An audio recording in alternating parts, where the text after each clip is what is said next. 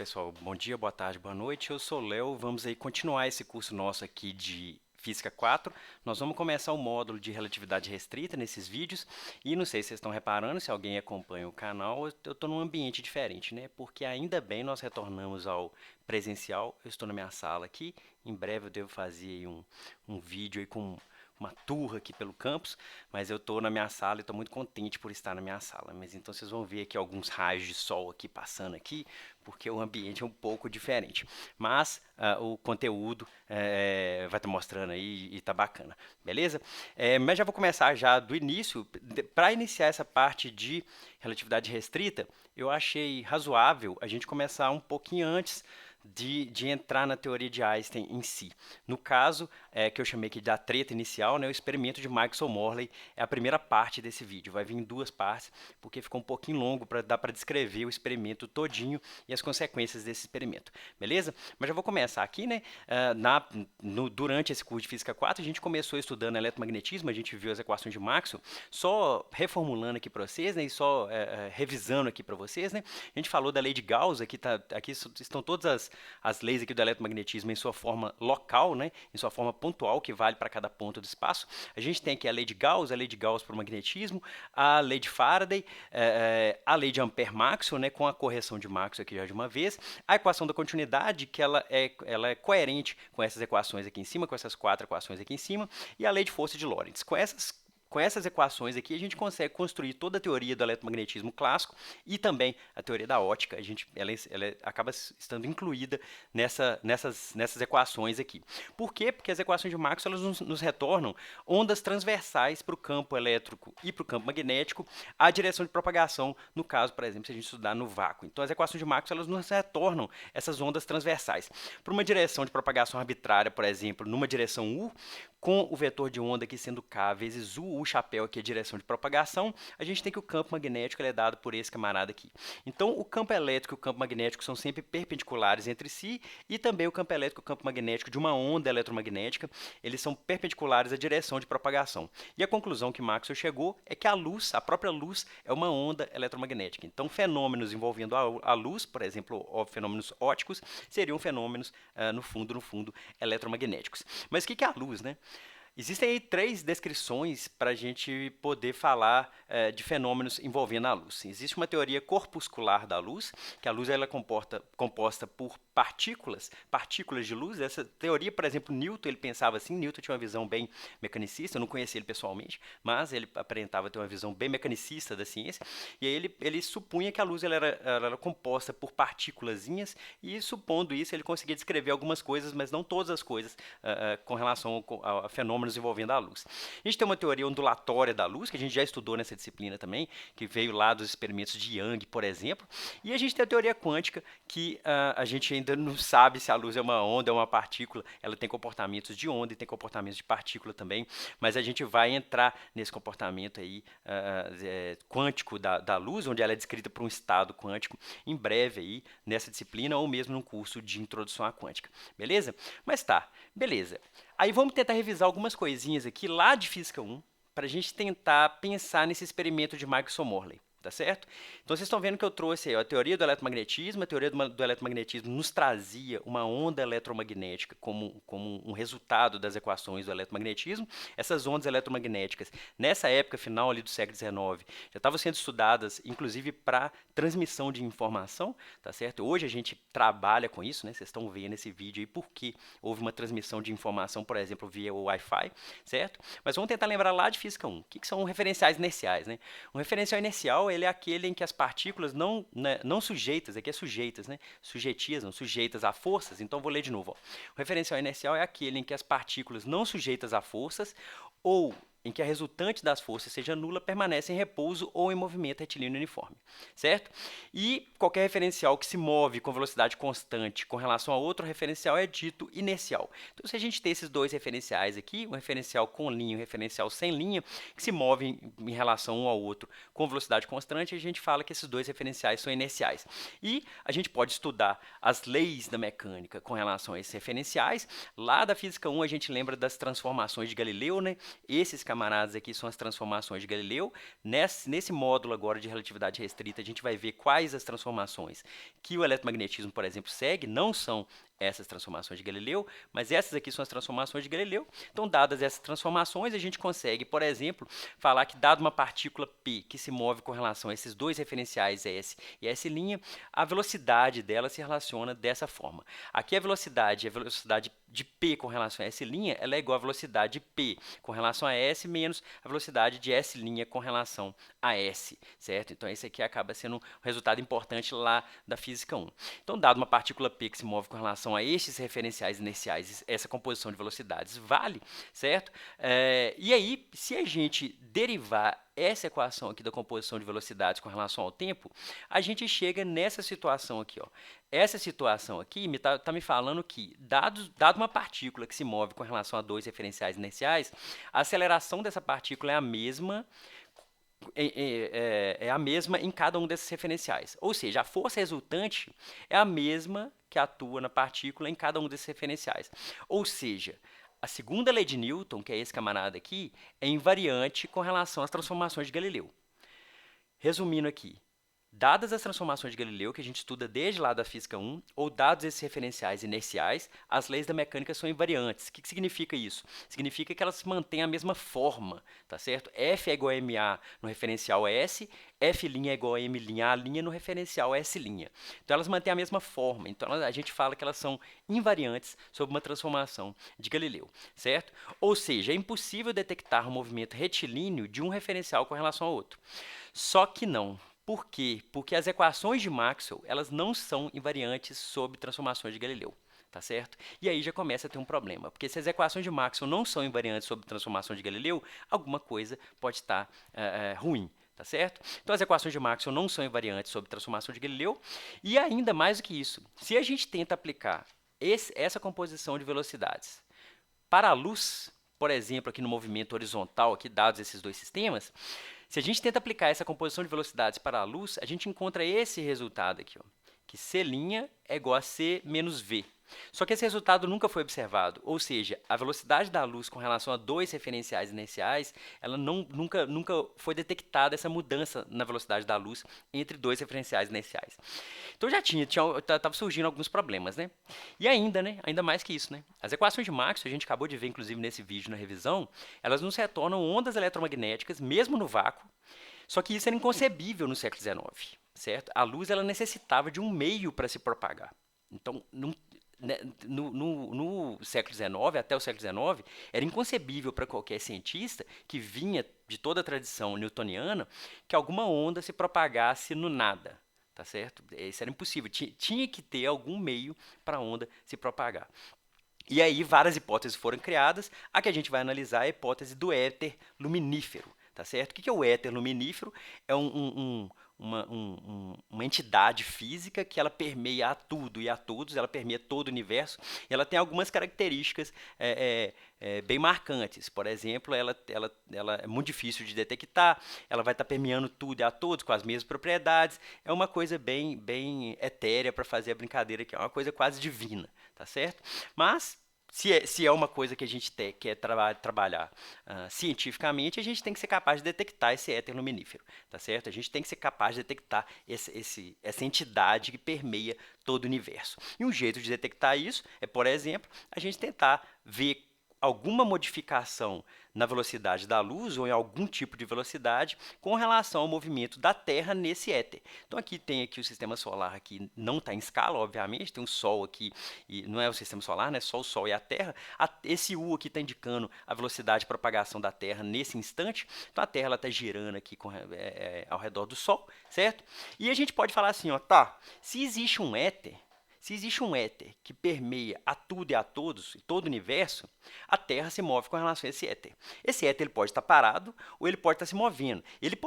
A gente pode inventar um éter bem específico que ele inclusive se move acompanhando a Terra e tal, um éter meio forçado. Mas vamos tentar pensar um negócio mais geral que a gente possa detectar e que não seja tão forçado, que a gente não esteja forçando tanto a barra, certo? Então vamos pensar esse vento de éter seria dado por essas setinhas verdes. Por que um vento de éter? Vamos pensar aqui, se eu estou aqui nessa sala aqui parado, eu não estou sentindo nenhum vento com relação ao ar, mas eu sei que tem um ar permeando aqui essa sala aqui, porque eu estou respirando, certo? Só que se eu pego, por exemplo, essa folha aqui e tento passar ela aqui, ó, ela vai sentir algum efeito do ar fazendo arrasto nesse camarada, tá certo? Então, se mesmo o ar estando parado nessa sala, se eu me movimento com relação ao ar, eu vou sentir algum efeito desse ar nessa folha aqui, por exemplo, ou mesmo em mim, tá certo? E a ideia nossa vai ser justamente estudar isso. Se a Terra se move com relação ao éter, ele estando parado ou ele tendo aqui um certo tipo de movimento, a Terra vai sentir esse vento de éter batendo na cara dela, tá certo? Essa que é a proposta.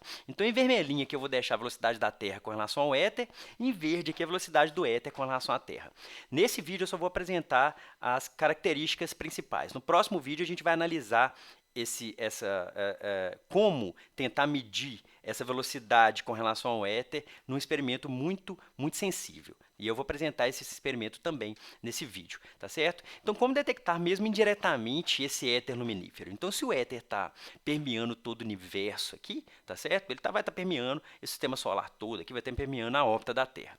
Então, a Terra, nesse ponto aqui, ela está se movendo com relação ao éter, e se o vento do éter está para cá, por exemplo, se ele tem essa característica de estar todo mundo aqui para a direita, a Terra está se movendo para cá, então beleza, a gente pode analisar essa velocidade aqui do éter com relação à velocidade da Terra. Esse menos U aqui tá meio estranho, mas porque depois eu vou utilizar esse menos U. Então aqui vocês desconsiderem esse menos U aqui, que depois eu vou utilizar, depois eu vou consertar isso no PDF. A questão aqui é, o vento do éter está batendo dessa forma e a Terra está se movendo assim, tá certo? A Terra está se movendo perpendicularmente nesse ponto, está se movendo perpendicularmente ao vento de éter. A questão aqui principal é, a Terra está se movendo com relação a esse suposto éter luminífero. Isso vai ser importante para a gente, certo? E num outro ponto, por exemplo, e aqui esse menos U está correto, né? Num outro ponto a Terra vai estar se movendo para cá e o vento de éter vai estar se batendo para cá. Ou seja, dependendo de qual época do ano que a Terra estiver se movendo com relação ao éter, eu vou sentir um certo tipo de vento de éter batendo na Terra. Tá certo? Essa é que é a proposta da gente pensar esse éter luminífero bem universal e bem geral. Mas como detectar diferenças muito sutis utilizando um experimento com luz? Se esse éter é um éter luminífero, que seria um meio de propagação para a luz, nada mais natural que a gente utilizar a própria luz para tentar medir uma certa movimentação da Terra com relação a esse éter. Certo? Essa vai ser a proposta. E um tipo de experimento que ele é muito sensível quando a gente está trabalhando com luz são experimentos de interferência, que a gente já estudou nessa disciplina. Então, vocês voltem aí em alguns vídeos, que vocês vão ver alguns vídeos sobre interferômetro de Young, ou alguns vídeos sobre interferência e difração. Então, por exemplo, eu dei aqui um exemplo de um problema de um interferômetro de Young. Qual que é esse interferômetro? A gente, se chegar aqui uma frente de ondas nesse aparato aqui que tem duas fendas, vai produzir aqui um padrão de interferência na tela de detecção. Então, a gente está vendo aqui um padrão de interferência na tela de detecção. A gente já estudou isso. Só que a principal coisa que vocês têm que saber desse momento aqui, é o quê? Que esse padrão de interferência, ele só surge porque existe uma diferença de caminho óptico entre a luz que sai dessa fenda e a luz que sai dessa fenda. Nesse caso aqui, essa diferença de caminho óptico é dada por esse camarada aqui que a gente já estudou em outros vídeos passados. Ou seja, a gente possui um tipo de equipamento que é sutil, que ele é preciso o suficiente para ver diferenças de caminho óptico, certo? Por exemplo, o interferômetro de Young. Ou então a gente pode usar um outro interferômetro, porque o interferômetro de Young ele é muito preciso, para detectar essas diferenças de caminho óptico, só que o pessoal pode ir melhorando e pode ir refinando esse tipo de experimento para detectar diferenças de caminho óptico. Um tipo de interferômetro desse é o tipo de interferômetro que a gente chama de interferômetro de Michelson. Esse Michelson, inclusive, eu acho que ele foi Nobel, ele inventou, né, um tipo de interferômetro, que ele é um interferômetro muito preciso, eu vou dar características dele, que ele também detecta diferença de caminho óptico. Então vamos tentar pensar como é que funciona esse interferômetro aqui, tá certo? Esse interferômetro funciona assim. A gente tem uma fonte de luz, hoje em dia a gente usa laser, na época eu acho que usava um gás que emitia alguma certa luz, você colimava essa luz e emitia ela como um feixe, tá certo? Mas só que você tinha uma lâmpada de gás, essa lâmpada de gás, você injetava algum tipo de energia nela, ela emitia luz, você colimava essa luz e fazia essa luz se propagar, certo? Mas hoje em dia a gente usa laser, mas independente disso, a gente tem uma fonte de luz, certo? Vamos pensar em cada parte desse experimento aqui. A gente tem uma fonte de luz, essa fonte de luz vai emitir um raio de luz para cá, e esse raio de luz ele vai bater num semi-espelho. O que é esse semi-espelho? Esse semi-espelho ele possui uma característica que ele deixa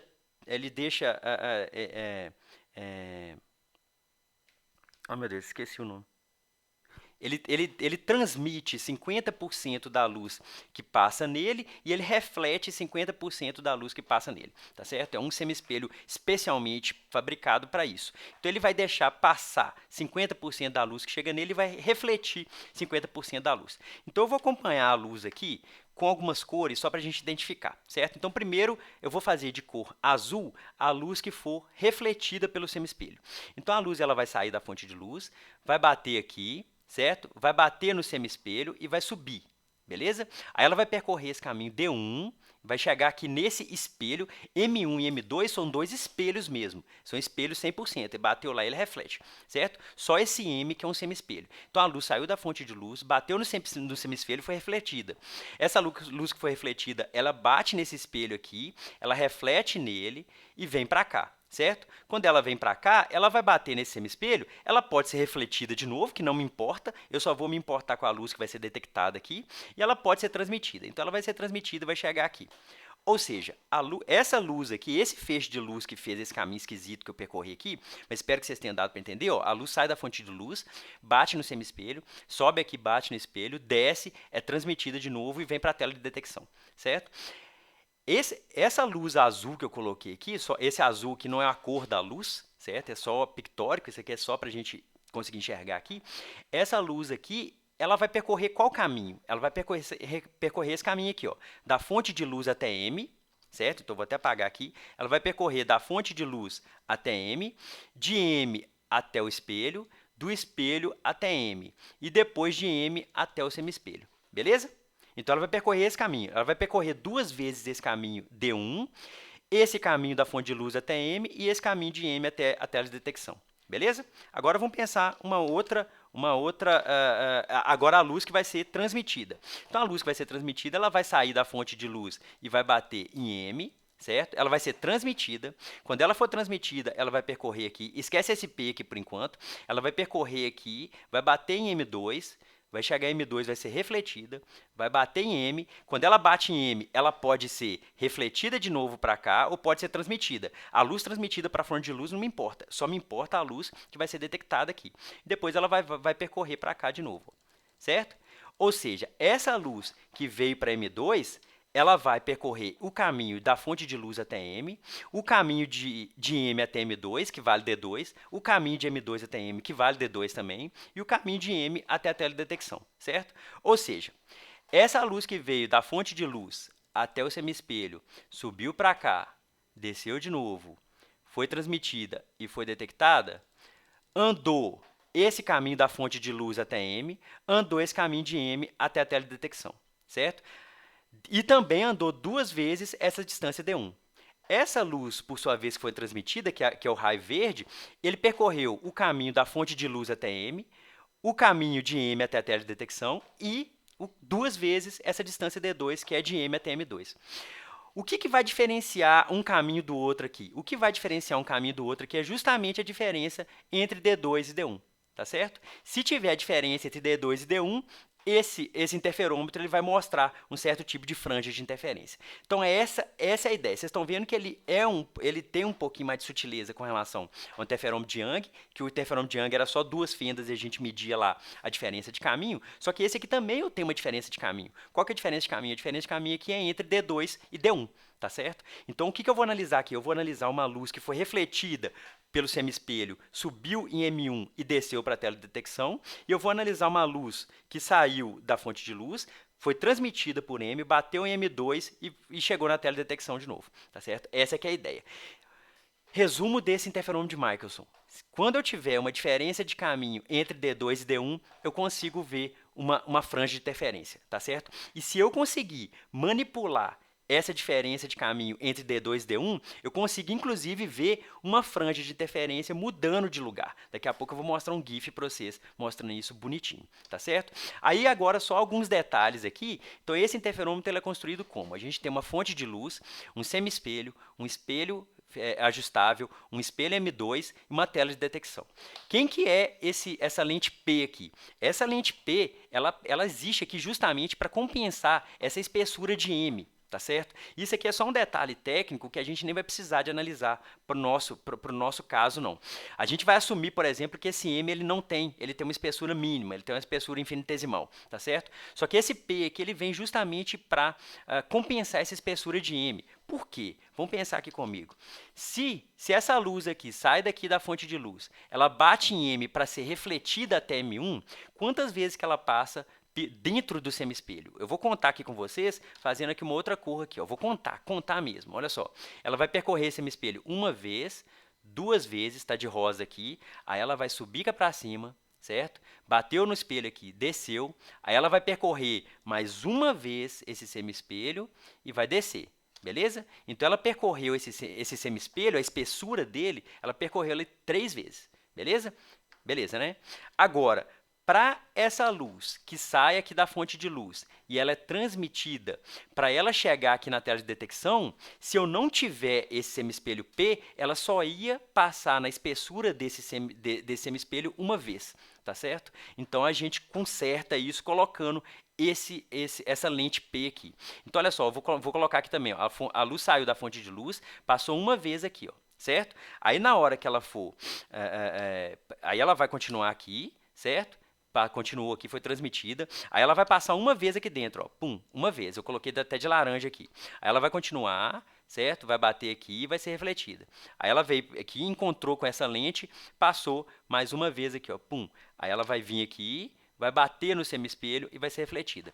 Aí, com a presença dessa lente P, ela passa 3 vezes dentro dessa espessura. É só um detalhe técnico para a gente consertar esse problema da espessura, porque quando a luz está passando dentro desse material, tem ali também uma diferença, pode adicionar uma diferença de caminho que a gente não deseja, a gente só deseja esse D2 e esse D1. Então, a gente inclui aqui essa lente P para compensar essas 3 vezes que bateu no semiespelho aqui, quando a luz foi refletida, tá certo? Então, essa que é a ideia desse experimento. Mas o detalhe importante aqui para a gente existe uma diferença de caminho entre D2 e D1, portanto, vai aparecer algum tipo de franja de interferência nessa tela de detecção.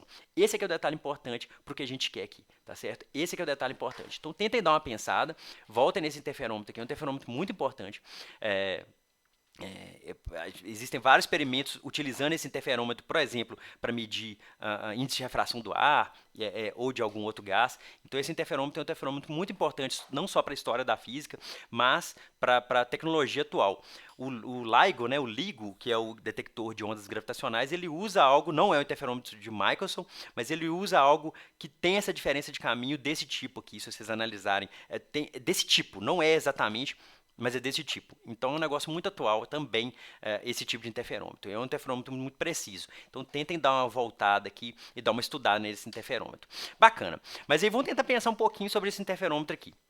Se a diferença de caminho óptico entre D2 e D1, certo? Ou seja, entre os dois feixes, foi igual a lambda, a um comprimento de onda, ou que é a mesma coisa que a diferença de fase for 2π, a gente pode ver um deslocamento de uma franja inteira de interferência. Ou seja, se eu pegar esse semiespelho M1 e mudar ele de uma distância de um comprimento de onda, o que era uma franja de interferência construtiva vai passar para a próxima franja de interferência construtiva seguinte, tá certo? Por quê? Porque o M1 estava aqui, se ele mudar um pouquinho, Desde que esse pouquinho seja lambda, o que antes era uma interferência construtiva vai continuar sendo uma interferência construtiva, tá certo? Então, olha só, se a diferença de caminho óptico for igual a lambda, a gente pode pensar que houve um deslocamento de uma franja inteira de interferência. Daqui a pouco eu vou mostrar para vocês esse deslocamento de fato acontecendo.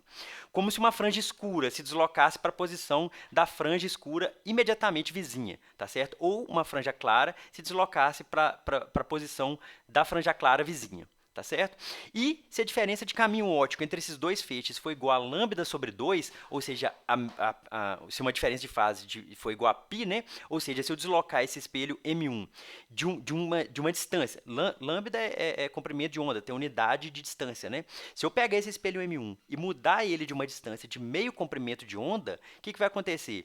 O que era a franja clara vai se tornar franja escura. O que era franja escura vai se tornar franja clara.